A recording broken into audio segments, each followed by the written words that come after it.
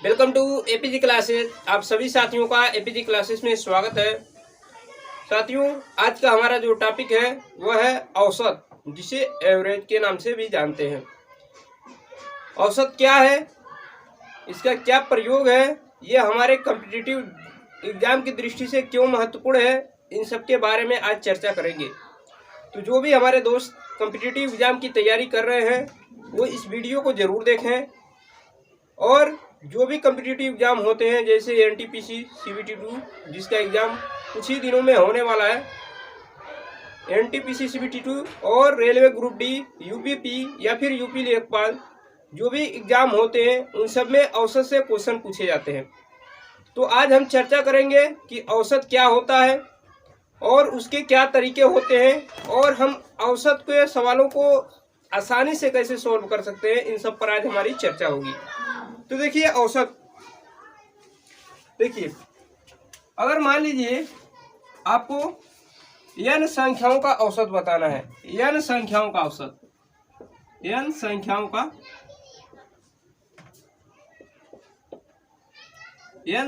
का औसत।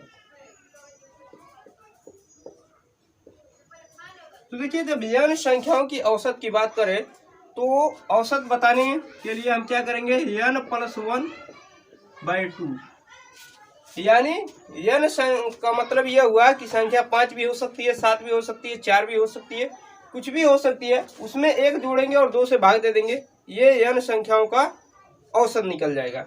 जैसे एग्जाम्पल, जैसे मान लीजिए 1, 2, 3, 4, 5, ये 5 संख्याएं हैं। इनका औसत की हम बात करें तो हमने फार्मूला आपको बताया n+1/2। तो n क्या है, नंबर्स ऑफ टर्म, यानी इनको गिनेंगे 1, 2, 3, 4, 5, 5 टर्म है। तो औसत अगर हम निकालें तो क्या होगा, 5 + 1, 5 + 1/2, यानी 5 और 1 6, 6 में 2 से भाग देंगे, 6 में 2 से भाग देंगे तो ये 3 बार में कटेगा, यानी 3 आपका औसत हो जाएगा। औसत क्या होता है, जो संख्याएं दी गई हैं उनके बीचों बीच का मान जो होता है वही औसत कहलाता है। पहले हम फार्मूले से समझेंगे और उसके बाद आपको एक बहुत ही आसान तरीका हम बताएंगे जिसके माध्यम से आपको कोई भी फार्मूला याद करने की जरूरत नहीं पड़ेगी और आसानी से आप उसका आंसर भी दे सकते हैं। तो सबसे पहले फार्मूले से समझें और उसके बाद हम अपने तरीके से एक आसान तरीका आपको बता देंगे जिससे आप क्वेश्चनों को आसानी से सॉल्व कर सकते हैं बगैर फार्मूला याद रखे। तो पहले फार्मूले को देख लें हम। ये देखिए n संख्याओं का औसत है। औसत क्या होता है, जो भी संख्याएं दी होती है उसके बीचों बीच का जो मान होता है वही औसत कहलाता है। अब मान लीजिए आपको n विषम संख्याओं का औसत बताना है, n विषम संख्याओं का औसत। तो अगर आपसे पूछे n विषम संख्याओं का औसत क्या होगा तो उसका औसत होता है n। फॉर एग्जाम्पल जैसे हम ले लें 1, 3, 5, 7, ठीक, और 9। तो हमने विषम संख्या लिया 1, 3, 5, 7, 9, ये विषम संख्या है। इनका औसत की अगर हम बात करें तो देखिए n विषम संख्याओं का औसत के लिए हमने बताया n, डायरेक्ट आप बता सकते हैं n का मतलब क्या हुआ, 1, 2, 3, 4, 5, 5 टर्म है तो डायरेक्ट आप औसत बता सकते हैं कि 5 ही होगा, ठीक है ना। डायरेक्ट आप औसत बता सकते हैं कि औसत क्या होगा, 5 होगा, ठीक। अब चलते हैं, अगर आपको n सम संख्याओं का औसत पूछे, n सम संख्याओं का औसत, देखिए n सम संख्याओं की अगर औसत पूछेगा तो इसके लिए फार्मूला क्या है, n+1। आप डायरेक्ट n+1 से बता सकते हैं कि सम संख्याओं का औसत क्या होगा। देखिए जैसे हम सम संख्या लें 2, 4, 6, 8, 10, तो अगर हम इसकी औसत की बात करें तो औसत क्या होगा, n+1। n का मतलब क्या है, 1, 2, 3, 4, 5, 5 + 1 क्या हो जाएगा, 6। तो औसत क्या हुआ, 6 हुआ। आप देख रहे हैं कि 6 क्या है, बीचों बीच में है। तो ये 3 तरीके हैं आपको औसत निकालने के और इसी पर आपसे क्वेश्चन पूछे जाते हैं। लेकिन हम ये फार्मूले हमें याद रखने की ज़्यादा ज़रूरत नहीं है, हम कुछ आपको तरीके बता रहे हैं, उससे आप सॉल्व कर सकते हैं। देखिए हमने बताया कि n संख्याओं का औसत, तो फार्मूला बताया n + 1/2। फिर हमने बताया कि n विषम संख्याओं का औसत n, हमने फिर बताया कि n सम संख्याओं का औसत, तो n + 1। आप ऐसे इनका औसत बता रहे थे, लेकिन हम इन सब पर एक ऐसा फार्मूला लगा दें कि जो सभी पे काम कर दे और वही हमारा क्या हो जाए, सबसे बेस्ट तरीका हो जाए। तो हम उस बेस्ट तरीके का हम डायरेक्ट यही एक यूज कर ले रहे हैं, यही एक फार्मूला। किसी भी चीज़ का औसत निकालने के लिए हम डायरेक्ट क्या करेंगे, n + 1/2 कर देंगे। फॉर एग्जाम्पल इसका तो आप देख ही रहे हैं कि n + 1/2, यहाँ से आप देख रहे हैं कि इसका 3 आ रहा है, लेकिन क्या ये फार्मूला जो है इस पर लागू होगा, इसको हम देख लेते हैं। तो इसको देखिए, ये फार्मूला अगर हम इस पर लगाएं n विषम संख्याओं के औसत पर, तो क्या लागू हो रहा है कि नहीं हो रहा है। तो देखिए n + 1, n का मान यहाँ पर देखिए 1 2 3 4 5 पद है, तो n का मान क्या रखेंगे, 5 + 1 और नीचे 2 से भाग दे देंगे। 5 और 1 6, और 6 में 2 का भाग देंगे 3। सॉरी नहीं, ऐसा नहीं होगा। यहाँ पर आपको क्या करना पड़ेगा, यहाँ पर आप ये फार्मूला केवल इसी में लगाएंगे। देखिए यहाँ पर क्या करेंगे, हम पहले और लास्ट को जोड़ेंगे और 2 से भाग दे देंगे, हमारा औसत निकल जाएगा। ठीक है ना। और ये जो तरीका है हमने अभी बताया आपको, पहले और लास्ट वाला, ये मिस्टेक हो गया, बाई मिस्टेक हमने बताया कि ये फार्मूला, लेकिन ये नहीं, ये केवल इसके लिए है, ये इसके लिए और ये फार्मूला इसके लिए। लेकिन एक फार्मूला हम आपको बता रहे हैं, पहला फर्स्ट और लास्ट को जोड़िए और 2 से भाग दे दीजिए। इन दोनों को जोड़िए, फर्स्ट और लास्ट को, ठीक है ना, और 2 से भाग दे देंगे तो आपको मिल जाएगा औसत। किसी भी संख्या का औसत निकल जाएगा, चाहे वो संख्या सम हो, विषम हो, या फिर n संख्याओं का औसत हो। जैसे आप देखिए, इसी में देखिए हमने बताया कि पहले और लास्ट को जोड़ेंगे, 2 से भाग दे देंगे, हमारा औसत निकल जाएगा। तो देखिए 1 और 9 दोनों को जोड़ेंगे तो क्या हो जाएगा, 10, 10 में 2 को भाग देंगे 5। तो देखिए औसत 5 आ रहा है कि नहीं आ रहा है। यही फार्मूला अगर हम इस पर लगाएं तो इसमें भी देखिए, पहले और लास्ट को जोड़ेंगे, ये पहला ये लास्ट है, दोनों को जोड़ेंगे 10 और 2 12, 12 में 2 से भाग दे देंगे 6 होगा जाएगा। ठीक है ना। तो ये एक ऐसा फार्मूला है, यानी पहला प्लस अंतिम बटे 2, ये ऐसा फार्मूला है जिसकी सहायता से आप ये सारे सवालों का आंसर दे सकते हैं, केवल एक ही तरीके से, पहले और लास्ट को जोड़ेंगे, 2 से भाग दे देंगे। एक तरीका और आपको बता देना है, अगर मान लीजिए यहाँ पर आपसे औसत पूछे इस सवाल में, तो इस सवाल में औसत बताने का सबसे आसान तरीका है, इनके पदों को गिन लेते हैं। देखिए कितने पद है, 1 2 3 4 5। तो औसत के लिए आप जानते हैं कि सबसे बीच का जो मान होता है वही औसत होता है, इसलिए डायरेक्ट आप बता सकते हैं कि सबसे बीच का जो मान है 3 वही औसत होगा। आधा इधर कर दीजिए, आधा इधर कर दीजिए, बीच वाला छोड़ दीजिए। अगर मान लीजिए पदों की संख्या 4 हो गई, ठीक है ना, जैसे पदों की संख्या अगर 4 हो गई तो क्या करेंगे, 2 इधर छोड़ देंगे, 2 इधर छोड़ देंगे, और 2 1 5 के जो है उनको जोड़ के 2 से भाग दे देंगे, आपको औसत मिल जाएगा। तो ये तरीके थे आपको औसत निकालने का। सबसे आसान तरीका यही है कि पहले और लास्ट को जोड़िए, 2 से भाग दे दीजिए, आप आसानी से औसत बता सकते हैं। तो इस पर हम सवाल देखेंगे और सवाल देखेंगे कैसे कैसे सवाल पूछे जाते हैं, उन सब पर ये फार्मूले और सबसे बेस्ट तरीका ये वाला हम अप्लाई करके आपको उसका रिजल्ट भी दिखाएंगे। तो चलते हैं क्वेश्चन की तरफ और क्वेश्चन देखेंगे। क्वेश्चन क्या है, देखिए क्वेश्चन क्या है। क्वेश्चन है कि प्रथम 50 प्राकृतिक संख्याओं का औसत कितना होगा।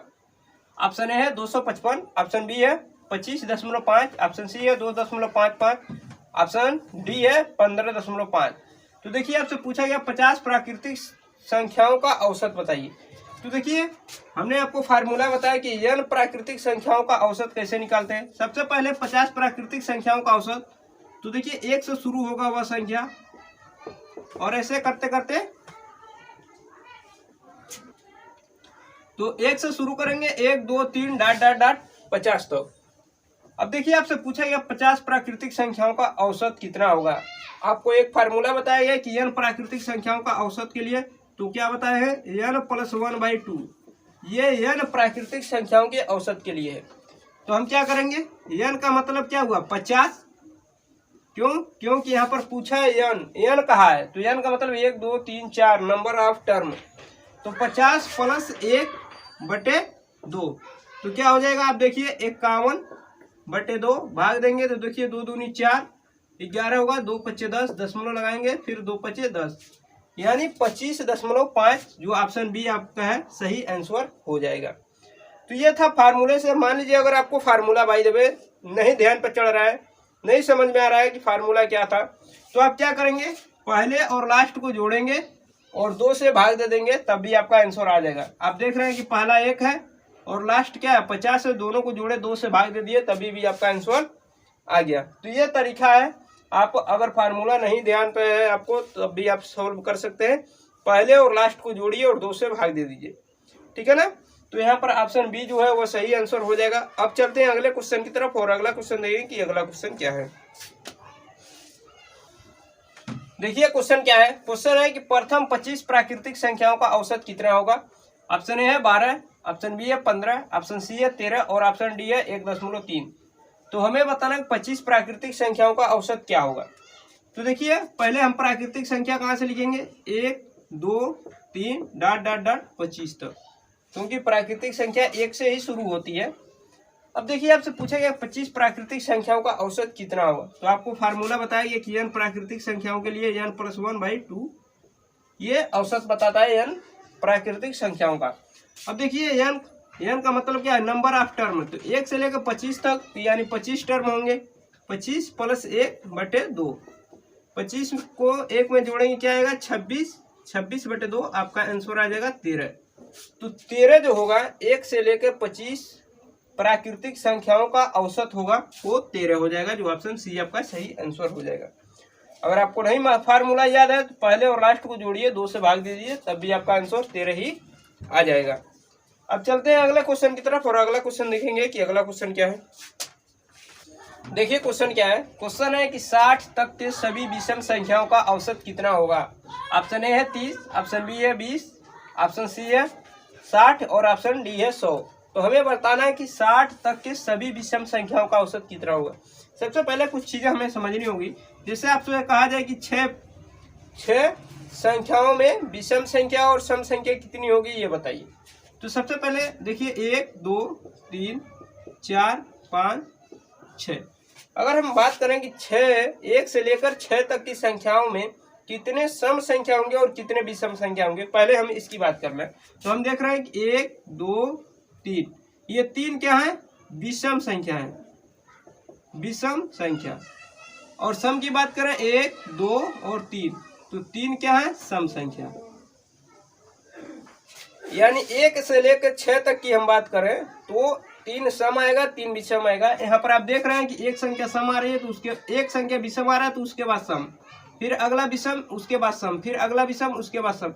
यानी अगर 1 से 6 तक की संख्या की बात कर रहा है तो उसमें हम देख रहे हैं कि 3 सम संख्या आ रहा है, 3 विषम संख्या आ रहा है। तो इसी तरह हमें बताना यह है कि 1 से लेकर 60 तक, अर्थात 60 तक के सभी विषम संख्याओं का औसत कितना होगा। तो जाहिर सी बात है कि 1 से लेकर 60 तक की अगर हम बात करें तो 30 संख्याएं सम होंगी, 30 संख्याएं विषम होंगी। क्यों? क्योंकि आपने अभी देखा है कि 30 संख्याएं सम आ रही थी और 6 संख्याओं में 3 संख्याएं सम आ रही थी और 3 विषम आ रही थी। तो वही कंसेप्ट यहाँ भी लगेगा। 1 से 60 तक, ठीक है ना, 60 तक के सभी विषम संख्याओं का हमें बताना है औसत। तो देखिए विषम संख्या शुरू होती है 1 3 5 ... करके 59 तक। क्यों? क्योंकि 60 जो संख्या होगी वो तो आपकी सम संख्या हो जाएगी और हमें बताना है कि विषम संख्या। तो आप जानते हैं कि 1 से लेकर 60 तक की संख्याओं के बीच में 30 संख्याएं सम होंगी और 30 विषम होंगी। क्यों? क्योंकि अभी हमने आपको एग्जाम्पल दिखाया है कि 1 से लेकर 6 संख्याओं के बीच में 3 संख्याएं सम आ रही थी और 3 विषम आ रही थी। तो यहाँ पर भी जो फार्मूले के हिसाब से हमने आपको बताया है कि अगर विषम संख्याओं की बात करें, विषम संख्याओं की औसत की बात करें या ना विषम संख्याओं की बात करें तो उसका औसत यह आता है। तो यहाँ पर 60 तक के सभी विषम संख्याओं का औसत क्या हो जाएगा, विषम संख्या का औसत। औसत आपका कितना हो जाएगा, 30 हो जाएगा, ठीक है ना। आप डायरेक्ट बता सकते हैं कि विषम संख्याओं का औसत क्या होगा, 30 होगा। अगर आपसे सम भी पूछ ले कि 1 से लेकर 60 तक के सम संख्याओं का औसत कितना होगा, तब 30 होगा, विषम संख्या पूछे तब भी 30 होगा। ठीक है, लेकिन मान लीजिए कि आपको ये फार्मूला नहीं याद है, तब क्या करेंगे, तो वही पुराना ट्रिक, पहले और अंतिम को जोड़िए, 2 से भाग दे दीजिए, 1 + 59 और बटे 2 जोड़ेंगे आप 60 आएगा, और 60 में 2 से भाग दे देंगे, 30 आपको मिल जाएगा। तो ये सबसे बेस्ट तरीका है, पहले और लास्ट को जोड़िए, 2 से भाग दे दीजिए, चाहे वो सम संख्याओं का औसत पूछे, चाहे विषम संख्याओं का औसत पूछे, या फिर n प्राकृतिक संख्याओं का औसत पूछे, कोई भी औसत पूछे, आप आसानी से पहले और लास्ट को जोड़िए, 2 से भाग दे दीजिए, आपको औसत मिल जाएगा। अब चलते हैं अगले क्वेश्चन की तरफ, और अगला क्वेश्चन देखेंगे कि अगला क्वेश्चन क्या है। देखिए क्वेश्चन क्या है, क्वेश्चन है कि 101 तक के सभी विषम संख्याओं का औसत कितना होगा। ऑप्शन ए है 52, ऑप्शन बी है 51, ऑप्शन सी है 50 और ऑप्शन डी है 55। तो हमें बताना है कि 101 तक के सभी विषम संख्याओं का औसत कितना होगा। तो सबसे पहले विषम संख्या की बात करें तो 1, 3, 5 ... 101 तक। पिछले सवाल में हमने आपको कंसेप्ट बताया है कि अगर 1 से लेकर 10 तक की प्राकृतिक संख्या में सम और विषम की बात करें तो 5 संख्याएं सम होंगी और 5 विषम होंगी। इसी तरह अगर 1 से लेकर 100 तक की बात करें तो 1 से लेकर 100 तक में 50 संख्याएं सम होंगी और 50 संख्याएं विषम होंगी। तो 50 तो हमको मिला विषम, ठीक है ना, 50 संख्याएं क्या मिल जाए विषम, और प्लस 101 तक हमें जाना है। तो 100 तक में हम देख रहे हैं कि 50 संख्याएं सम है और 50 विषम है, लेकिन 101 वाली जो संख्या है वो विषम है, इसको भी जोड़ देंगे तो आपको विषम संख्याओं का औसत कितना मिल जाएगा, 51 मिल जाएगा। ये विषम संख्याओं का औसत हो जाएगा 51। लेकिन आप चाहते हैं कि अगर आपको फार्मूला नहीं याद है तो फिर वो पुराना ट्रिक लगाइए, पहले और अंतिम को जोड़िए, 2 से भाग दे दीजिए। तो 1 + 101 बटे 2, देखिए आप जोड़ेंगे तो 102 आएगा, 102 में 2 का भाग देंगे तो 51 आपका सही आंसर हो जाएगा।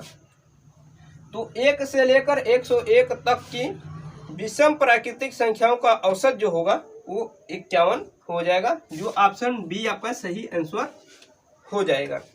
तो देख रहे हैं कि मात्र एक ही तरीका है, और वह तरीका सारे प्रकार के क्वेश्चनों पर, चाहे वो प्राकृतिक संख्याओं का n प्राकृतिक संख्याओं की औसत की बात करें, n सम प्राकृतिक संख्याओं की औसत की बात करें, n विषम प्राकृतिक संख्याओं की औसत की बात करें, सभी पर ये जो फार्मूला है पहले और लास्ट का सम और 2 से डिवाइड, ये सब पर कारगर है। अब चलते हैं अगले क्वेश्चन की तरफ, और एक आध क्वेश्चन और देखेंगे इस तरीके पर, उसके बाद हम अपने टॉपिक को चेंज करेंगे। तो चलते हैं क्वेश्चन की तरफ, देखेंगे क्वेश्चन क्या है। देखिए क्वेश्चन क्या है, क्वेश्चन है कि 50 तक के सभी सम संख्याओं का औसत कितना होगा। ऑप्शन ए है 50, ऑप्शन बी है 26, ऑप्शन सी है 45 और ऑप्शन डी है 50। तो हमें बताना है कि 50 तक के सभी सम संख्याओं का औसत कितना होगा। तो हमने बताया कि सभी सम संख्याओं का औसत जो होता है वो n + 1 होता है। लेकिन सबसे पहले आपको क्या करना पड़ेगा, 50 तक के सभी सम संख्याएं लिखनी पड़ेगी, यानी 2, 4, 6 और ... करके हम क्या करेंगे 50 लास्ट वाला। अब आपको फार्मूला बताया गया है कि n सम संख्याओं का औसत का फार्मूला क्या होता है, n + 1। अब यहाँ पर आप देख रहे हैं कि केवल सम संख्याओं की बात की जा रही है 50 तक की।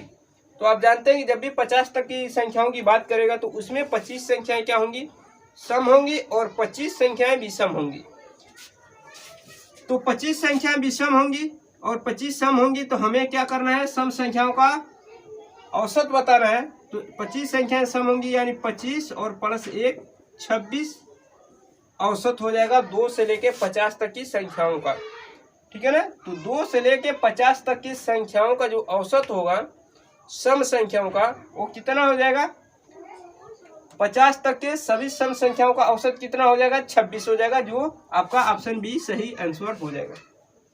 लेकिन मान लीजिए कि ये फार्मूला आपको नहीं याद है, तो आप क्या करेंगे, वही पुराना तरीका, पहला और प्लस लास्ट दोनों को जोड़िए और 2 से भाग दीजिए। देखिए 50 और 2 क्या हो जाएगा, 52, 50 और 2 52, 52 में आपको आप 2 से भाग देंगे तो आपको मिलेगा 26। तो 26 क्या हो जाएगा, इसका सही आंसर हो जाएगा, जो ऑप्शन बी आपका सही हो जाएगा। इस पर हमने बहुत सारे प्रैक्टिस आपको कराए हैं। अब चलते हैं कुछ अलग तरीके के सवालों की तरफ और देखेंगे कि वह सवाल क्या है, कैसे कैसे वो क्वेश्चन पूछे जाते हैं और उनको हम कैसे सॉल्व कर सकते हैं। तो बहुत सारे सवाल और बहुत सारे तरीके हम बताएंगे, जिसमें हम आपको 1 से 2 लाइन में भी आंसर बताने का प्रयास करेंगे, और आप उस तरीकों को सीखिए और देखिए कि एग्जाम की दृष्टि से वो कितने महत्वपूर्ण है। तो चलते हैं क्वेश्चन की तरफ और क्वेश्चन देखेंगे। क्वेश्चन क्या है, देखिए क्वेश्चन क्या है। क्वेश्चन है कि एक कक्षा के 31 छात्रों का औसत भार 30 kg है, यानी किलोग्राम है। यदि अध्यापक का भार भी सम्मिलित कर लिया जाए तो औसत भार में 500 ग्राम की वृद्धि होती है। अध्यापक का भार कितना है? ऑप्शन ए है 36 kg, ऑप्शन बी है 46 kg, ऑप्शन सी है 30 kg और ऑप्शन डी है 50 kg। तो देखिए इस सवाल को कैसे सोल्व किया जाएगा, हम आपको एकदम बेस्ट तरीका बता रहे हैं, आसान से आसान तरीका बता रहे हैं, आप उसको फॉलो कीजिए। तो देखिए तरीका क्या है कि एक कक्षा के 31 छात्रों का जो औसत है वो 30 kg है। 31 छात्रों का औसत क्या है? छात्रों का औसत कितना है? 30 kg है। अब क्या हुआ कि अध्यापक को भी उसमें शामिल किया जाता है। तो जब अध्यापक को शामिल किया जाता है तो 500 ग्राम सबके वजन में वृद्धि हो जाती है। तो 500 ग्राम जो सबके वजन में वृद्धि होगी, तो तब देखिए अध्यापक का वजन हम अगर बात करें, अध्यापक का वजन, हमसे अध्यापक की वजन की बात की गई है, यानी अध्यापक का भार कितना हुआ। देखिए 31 छात्रों का औसत वजन तो 30 kg है। अब जब अध्यापक का को भी उसमें शामिल किया जाता है तो सभी की वजन 500 ग्राम बढ़ जाती है। तो जाहिर सी बात है कि अध्यापक का वजन जो होगा वो 30 kg तो रहेगा ही रहेगा। उसके बाद 500 ग्राम 31 जो लोग हैं, 31 छात्र हैं, उनका भी बढ़ेगा और 500 ग्राम अध्यापक का भी बढ़ेगा। ठीक है ना? क्योंकि सभी का वजन 500 ग्राम बढ़ रहा है। तो 30 kg तो रहेगा ही रहेगा अध्यापक का वजन। उसके साथ साथ क्या होगा कि 32 लोगों का, क्योंकि 31 तो छात्र है और एक खुद अध्यापक का भी बढ़ेगा 500 ग्राम, तो 500 ग्राम। अब देखिए ये ग्राम में है, हम इसको केजी में बदलने के लिए 1000 से भाग दे देंगे, तो 2 0 से 2 0 ये कट जाएगा, 5 1 कम 5, 5 दूनी 10 और 2 से ये कट जाएगा 16 बार में। तो यहाँ पर देखिए 30 + 16 आपको मिलेगा 46। 30 और 16 कितना होता है? 46, यानी 46 kg जो वजन है वो अध्यापक का है। अध्यापक का भार कितना है? 46 kg है। देखिए आप मात्र 2 से 3 ही स्टेप में आपके क्वेश्चनों का आंसर आसानी से मिल जा रहा है। तो एक बार फिर रिपीट कर दे रहे हैं, 31 छात्रों का औसत भार जो है वो 30 kg है। अब पूछ रहा है कि अगर अध्यापक को भी उसमें शामिल किया जाता है तो 500 ग्राम उसका वजन बढ़ जाता है। तो अध्यापक का वजन जो होगा वो 30 kg रहेगा ही रहेगा। क्योंकि सबका औसत वजन 30 kg है, वो 30 kg रहेगा। उसके बाद क्या होगा, अध्यापक को शामिल कर लिया जाता है तो 32 लोग हो जाते हैं और सभी में क्या होता है 500 ग्राम बढ़ जाता है। अब ये ग्राम में है, हम इसको किलोग्राम में बदलने के लिए 1000 से भाग देंगे। तो देखिए ये 1000 से जब भाग देंगे तो ये 16 किलोग्राम क्या होगा, 32 लोगों में बढ़ेगा, और 32 लोगों में बढ़ेगा 16 किलोग्राम और 30 किलोग्राम तो औसत है, दोनों को जोड़ लेंगे तो 46 किलोग्राम जो होगा वो अध्यापक का टोटल वजन हो जाएगा। अब चलते हैं अगले क्वेश्चन की तरफ और अगला क्वेश्चन देखेंगे। अगला क्वेश्चन क्या है, देखिए क्वेश्चन क्या है। क्वेश्चन है कि नाव के 10 नाविकों में से 56 kg भार वाले व्यक्ति के स्थान पर नया व्यक्ति आने से औसत भार में 800 ग्राम की वृद्धि हो जाती है। नए नाविक का भार कितना है? ऑप्शन ए है 64 किलोग्राम, ऑप्शन बी है 70 किलोग्राम, ऑप्शन सी है 75 किलोग्राम और ऑप्शन डी है 80 किलोग्राम। यानी सब केजी का मतलब होता है किलोग्राम। तो देखिए इसको कैसे सॉल्व करेंगे। आप देखिए 56 किलोग्राम के भार का जो नाविक है वह जब बाहर जाता है तो उसके जगह पर एक दूसरा व्यक्ति आता है, दूसरा नाविक आता है, और उसके आने से 800 ग्राम की क्या होती है, वृद्धि होती है। किस में? 10 नाविकों की संख्या में। तो देखिए जो नया नाविक होगा, नया